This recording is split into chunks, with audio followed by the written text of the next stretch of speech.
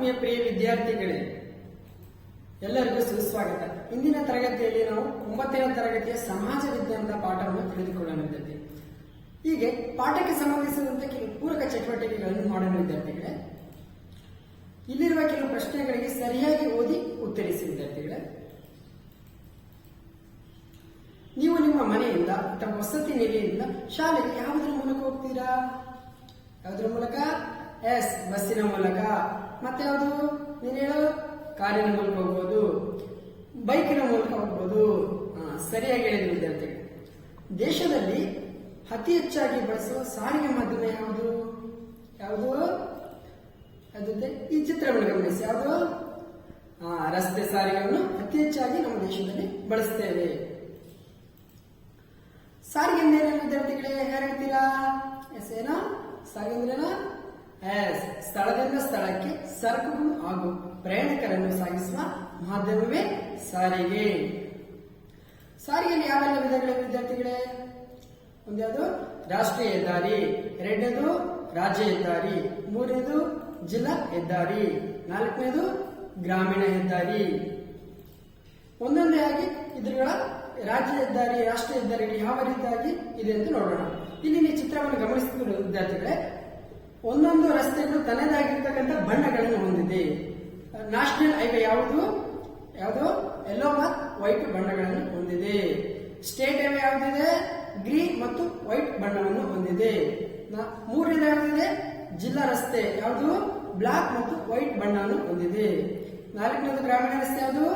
Orange ಮತ್ತು white. ಇವೇನು ಸೂಚಿಸ್ತವೆ? ತನ್ನದಾಗಿರ್ತಕ್ಕಂಥ ರಸ್ತೆಯ ಮಾರ್ಗದ ಒಂದು ಬಣ್ಣವನ್ನು ಸೂಚಿಸ್ತವೆ ವಿದ್ಯಾರ್ಥಿಗಳೇ. ಮೊದಲನೇದಾಗಿ ನಾವು ರಾಷ್ಟ್ರೀಯ ಹೆದ್ದಾರಿ ಬಗ್ಗೆ ತಿಳಿದುಕೊಳ್ಳೋಣ. ರಾಷ್ಟ್ರೀಯ ಹೆದ್ದಾರಿ ಪ್ರಮುಖ ನಗರಗಳು, ರಾಜ್ಯಗಳ ರಾಜಧಾನಿಗಳು ಹಾಗೂ ಬಂದರುಗಳನ್ನು ಸಂಪರ್ಕಿಸುವ ರಸ್ತೆಗಳಿಗೆ ರಾಷ್ಟ್ರೀಯ ಹೆದ್ದಾರಿಗಳು ಎನ್ನುತ್ತೇವೆ. ಇವು ಕೇಂದ್ರ ಸರ್ಕಾರದ ಅಧೀನದಲ್ಲಿದ್ದು ಅವುಗಳ ನಿರ್ವಹಣಾ ಕಾರ್ಯವು ರಾಷ್ಟ್ರೀಯ ಹೆದ್ದಾರಿ ಪ್ರಾಧಿಕಾರಕ್ಕೆ ಸೇರಿರುತ್ತದೆ. ಅಂದ್ರೆ NHAI ಅಂದ್ರೆ ನ್ಯಾಷನಲ್ ಹೈವೇ ಅಥಾರಿಟಿ ಆಫ್ ಇಂಡಿಯಾಗೆ ಸೇರಿರುತ್ತದೆ. ಇದನ್ನು ನಿರ್ವಹಣೆ ಮಾಡತಕ್ಕಂಥದ್ದು. ನೋಡಿ ವಿದ್ಯಾರ್ಥಿಗಳಿಗೆ, ಚಿತ್ರವನ್ನು ಗಮನಿಸುವುದು. ಇವುಗಳು ಗುಣಮಟ್ಟವಾದ ಮತ್ತು ಅಗಲವಾಗಿರ್ತಕ್ಕಂಥ ರಸ್ತೆಗಳಾಗಿದ್ದು ದ್ವಿಮುಖ, 4 ಪಥ ಮತ್ತು 6 ಪಥದ ರಸ್ತೆಗಳನ್ನು ಹೊಂದಿರುತ್ತವೆ. ಈ ಚಿತ್ರದಲ್ಲಿ ನಾವು ಒಂದು ನಕ್ಷೆಯನ್ನು ಹಾಕಿದ್ದೇವೆ, ಕರ್ನಾಟಕ ನಕ್ಷೆಯಲ್ಲಿ. ನಮ್ಮ ಕರ್ನಾಟಕದಲ್ಲಿ ಪ್ರಸ್ತುತವಾಗಿ ಎಷ್ಟು ರಾಷ್ಟ್ರೀಯ ಹೆದ್ದಾರಿಗಳಿವೆ ಅಂದ್ರೆ 14 ರಾಷ್ಟ್ರೀಯ ಹೆದ್ದಾರಿಗಳನ್ನು ಕರ್ನಾಟಕ ಬಂದಿದೆ. ಇವುಗಳ ಉದ್ದ 4491 ಕಿಲೋಮೀಟರ್ಗಳಷ್ಟು ಉದ್ದದ ರಾಷ್ಟ್ರೀಯ ಹೆದ್ದಾರಿಗಳನ್ನು ಹೊಂದಿದೆ. ನಂತರದಾಗಿ ನಾವು ನೋಡೋಣ ರಾಷ್ಟ್ರೀಯ ಹೆದ್ದಾರಿ. ಅದನ್ನು ಯಾವೆಲ್ಲ ಡಿಸ್ಟ್ರಿಕ್ಟ್ ಅಲ್ಲಿ ರಾಷ್ಟ್ರೀಯ ಹೆದ್ದಾರಿಗಳನ್ನು ನಾವು ಕಾಣಬಹುದು ಅಂದ್ರೆ ಉತ್ತರ ಕನ್ನಡ, ಬಿಜಾಪುರ, ಬೆಳಗಾವಿ, ಶಿವಮೊಗ್ಗ, ಬೆಂಗಳೂರು ಗ್ರಾಮಾಂತರ, ತುಮಕೂರು, ದಕ್ಷಿಣ ಕನ್ನಡ ಹಾಗೂ ಬಳ್ಳಾರಿ ಜಿಲ್ಲೆಗಳಲ್ಲಿ ಹೆಚ್ಚು ರಾಷ್ಟ್ರೀಯ ಹೆದ್ದಾರಿಗಳನ್ನು ಹೊಂದಿರತಕ್ಕಂಥ ಜಿಲ್ಲೆಗಳಾಗಿವೆ. ನಂತರದಲ್ಲಿ ಆದರೆ ರಾಯಚೂರು ಮತ್ತು ಕೊಡಗು ಜಿಲ್ಲೆಗಳಲ್ಲಿ ರಾಷ್ಟ್ರೀಯ ಹೆದ್ದಾರಿಗಳಲ್ಲಿ ಯಾಕೆ ಇರುವುದು ಕಾರಣ? ಯಾಕೆ ರಾಯಚೂರು ಮತ್ತು ಕೊಡಗಲ್ಲೆಲ್ಲ? ಈಗ ಉದಾಹರಣೆಗೆ ಕೊಡಗಿನಲ್ಲಿ ಹಾಕಿಲ್ಲ. ಅಲ್ಲಿ ನಾವು ಬೃಹತ್ ಆಗಿರ್ತಕ್ಕಂಥ ಕೈಗಾರಿಕೆಗಳನ್ನು ಸ್ಥಾಪಿಸಿಲ್ಲ. ನಮಗೆ ಬೇಕಾಗಿರ್ತಕ್ಕಂಥ ಕಚ್ಚಾ ವಸ್ತುಗಳಿಗೆ ಸಂಪನ್ಮೂಲ ದೊರೆಯುವುದಿಲ್ಲ. ಹಾಗಾಗಿ ನಾವು ಅತಿ ಹೆಚ್ಚಾಗಿ ರಾಷ್ಟ್ರೀಯ ಹೆದ್ದಾರಿಗಳನ್ನು ಅಲ್ಲಿ ಕಾಣುವುದಿಲ್ಲ. ರಾಷ್ಟ್ರೀಯ ಹೆದ್ದಾರಿ ಇಲ್ಲಿ ನಾವು ಭಾರತದ ನಕ್ಷೆಯಲ್ಲಿ ರಾಷ್ಟ್ರೀಯ ಹೆದ್ದಾರಿ ಗುರುತಿಸಿದ್ದೇವೆ. ಅಂದ್ರೆ ರಾಷ್ಟ್ರೀಯ ಹೆದ್ದಾರಿ NH4 ಮತ್ತು NH7 ಇವುಗಳು ರಾಷ್ಟ್ರೀಯ ಹೆದ್ದಾರಿ ಪ್ರಾಧಿಕಾರ ಸುವರ್ಣ ಚತುಷ್ಕೋನ ಹೆದ್ದಾರಿ ಯೋಜನೆ, ಕಾರಿಡಾರ್ ಯೋಜನೆಗಳಿಗೆ ಸೇರಿರ್ತಕ್ಕಂಥದ್ದು. ಇವು 6 ಪಥದ ರಸ್ತೆಗಳನ್ನು ಹೊಂದಿರುತ್ತವೆ. ರಾಜ್ಯದಲ್ಲಿ ಹಾದು ಹೋಗುವ ಇತರೆ ಪ್ರಮುಖ ರಾಷ್ಟ್ರೀಯ ಹೆದ್ದಾರಿಗಳೆಂದರೆ NH13, NH17, NH48, NH206, NH209 ಮತ್ತು NH212. ಇವು ನಮ್ಮ ಕರ್ನಾಟಕದಲ್ಲಿ ಹಾದು ಹೋಗುವ ಇತರೆ ಹೆದ್ದಾರಿಗಳಾಗಿವೆ. ನಾವಿಲ್ಲಿ ಕರ್ನಾಟಕ ನಕ್ಷೆಯಲ್ಲಿ NH ಹೆದ್ದಾರಿಗಳನ್ನು ಹೇಗೆ ಗುರುತಿಸಬಹುದು ಅಂದ್ರೆ ಅಲ್ಲಿ ಕಾಣ್ತದೆ NH4, NH48, NH212 ಈ ತರವಾಗಿರ್ತಕ್ಕಂಥ ನಾವು ಗುರುತಿಸಬಹುದು. ನಂತರದಾಗಿ ಈಗ ರಾಜ್ಯ ಹೆದ್ದಾರಿಗಳು ಹೇಗೆ ಅಂತ ತಿಳಿದುಕೊಳ್ಳೋಣ. ರಾಜಧಾನಿ ಬೆಂಗಳೂರಿನಿಂದ ಜಿಲ್ಲಾ ಕೇಂದ್ರ, ಪ್ರಮುಖ ನಗರಗಳು ಹಾಗೂ ರಾಷ್ಟ್ರೀಯ ಹೆದ್ದಾರಿಗಳೊಡನೆ ಸಂಪರ್ಕಿಸುವ ರಸ್ತೆಗಳನ್ನು ರಾಜ್ಯ ಹೆದ್ದಾರಿ ಎಂದು ಕರೆಯುತ್ತೇವೆ. ನೀವು ನೋಡಬಹುದು ಮ್ಯಾಪಿನಲ್ಲಿ ಎಲ್ಲಗಳು ಒಂದು ಡಿಸ್ಟಿಕ್ ಇಂದ ಮತ್ತೊಂದು ಡಿಸ್ಟಿಕ್ ಹೇಗೆ ನಾವು ರಾಜಧಾನಿಗಳಿಂದ ಹೆದ್ದಾರಿಗಳನ್ನು ಗುರುತಿಸಬಹುದು ಅಂದ್ರೆ, ಒಂದು ಬೆಂಗಳೂರು ಕೇಂದ್ರದಿಂದ ಪ್ರಮುಖ ನಗರಗಳಿಗೆ ಹೋಗ್ಬೇಕಂದ್ರೆ ನಾವು ರಾಜ್ಯ ಹೆದ್ದಾರಿಗಳನ್ನು ಬಳಸಿಕೊಂಡು ಹೋಗಬಹುದು. ಇವುಗಳ ನಿರ್ವಹಣೆ ಮತ್ತು ನಿರ್ಮಾಣ ರಾಜ್ಯ ಸರ್ಕಾರಗಳಿಗೆ ಸೇರಿರುತ್ತದೆ.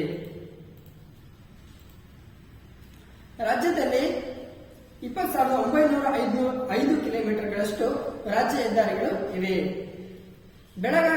ಬೆಳಗಾವಿ ಜಿಲ್ಲೆ ಅತಿ ಹೆಚ್ಚು ಉದ್ದವಾದ ರಾಜ್ಯ ಹೆದ್ದಾರಿಯನ್ನು ಹೊಂದಿರತಕ್ಕಂಥ ಜಿಲ್ಲೆಯಾಗಿದೆ. ಹೇಗೆ? ವಿಸ್ತೀರ್ಣದಲ್ಲಿ ದೊಡ್ಡದಾಗಿರ್ತಕ್ಕಂಥ ಜಿಲ್ಲೆ ಆಗಿದೆ ವಿದ್ಯಾರ್ಥಿಗಳೇ. ಬೆಂಗಳೂರು ಅತಿ ಕಡಿಮೆ ಉದ್ದದ ರಾಜ್ಯ ಹೆದ್ದಾರಿ ಹೊಂದಿರತಕ್ಕಂಥ ಜಿಲ್ಲೆ.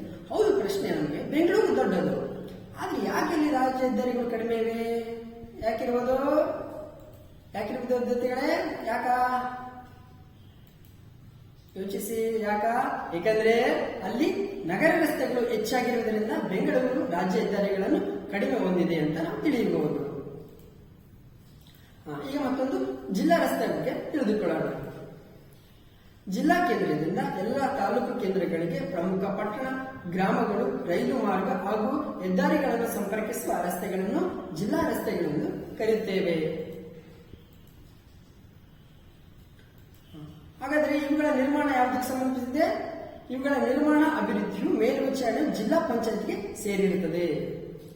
ರಾಜ್ಯದಲ್ಲಿ ಒಟ್ಟು 47,836 ಕಿಲೋಮೀಟರ್ಗಳಷ್ಟು ಉದ್ದದ ಜಿಲ್ಲಾ ರಸ್ತೆಗಳನ್ನು ಹೊಂದಿದೆ ವಿದ್ಯಾರ್ಥಿಗಳಿಗೆ. ತುಮಕೂರು ಜಿಲ್ಲೆ ಹೆಚ್ಚು ರಸ್ತೆಗಳನ್ನು ಒಳಗೊಂಡಿದೆ. ರಾಯಚೂರು ಜಿಲ್ಲೆ ಕಡಿಮೆ ಜಿಲ್ಲಾ ರಸ್ತೆಗಳನ್ನು ಹೊಂದಿರತಕ್ಕಂಥ ಜಿಲ್ಲೆಗಳಾಗಿವೆ. ನಾವು ಗಮನಿಸಬಹುದು, ಅಲ್ಲಿ ತುಮಕೂರನ್ನು ಗುರುತಿಸಿದ್ದೇವೆ. ಆಮೇಲೆ ನಂತರದಲ್ಲಿ ಯಾವ್ದು ವಿದ್ಯಾರ್ಥಿಗಳೇ ನಾವು ಯಾವ್ದು ಗುರುತಿಸಿದ್ದೇವೆ?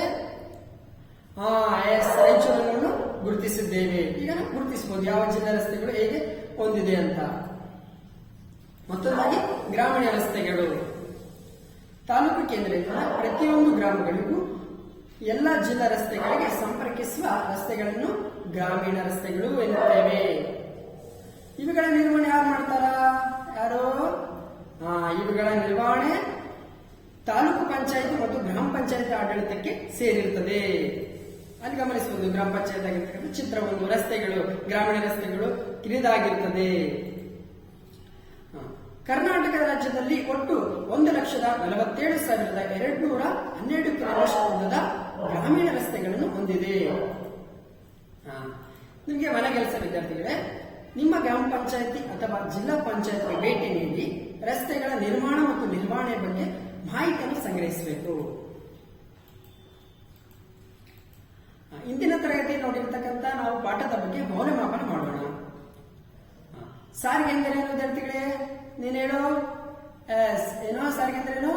ಸ್ಥಳದಿಂದ ಸ್ಥಳಕ್ಕೆ ಸರಕುಗಳು ಹಾಗೂ ಪ್ರಯಾಣಿಕರನ್ನು ಸಾಗಿಸುವ ಮಾಧ್ಯಮವೇ ಸಾರಿಗೆ. ಸರಿಯಾಗಿ ಹೇಳಿದೆ, ಗುಡ್. ನಂತರ ಪ್ರಶ್ನೆ ಎರಡನೇದು, ರಸ್ತೆಗಳ ವಿಧಗಳನ್ನು ಗುರುತಿಸಿ. ಯಾವೆಲ್ಲ ವಿಧಗಳಿದೆ ನಾವು ಕಲಿತಿದ್ದು? ಒಂದೇದು ಯಾವುದು? ರಾಷ್ಟ್ರೀಯ ಹೆದ್ದಾರಿ. 2 ರಾಜ್ಯ ಹೆದ್ದಾರಿ. 3 ಜಿಲ್ಲಾ ಹೆದ್ದಾರಿ. 4ನೇದಾಗಿ ಗ್ರಾಮೀಣ ಹೆದ್ದಾರಿಗಳನ್ನು ಗುರುತಿಸಿದ್ದೇವೆ. ಧನ್ಯವಾದಗಳು ವಿದ್ಯಾರ್ಥಿಗಳೇ. ಮುಂದಿನ ತರಗತಿಯಲ್ಲಿ ಸಮಾಜ ವಿಜ್ಞಾನದ ಮತ್ತೊಂದು ಪಾಠದ ಬಗ್ಗೆ ತಿಳಿದುಕೊಳ್ಳೋಣ.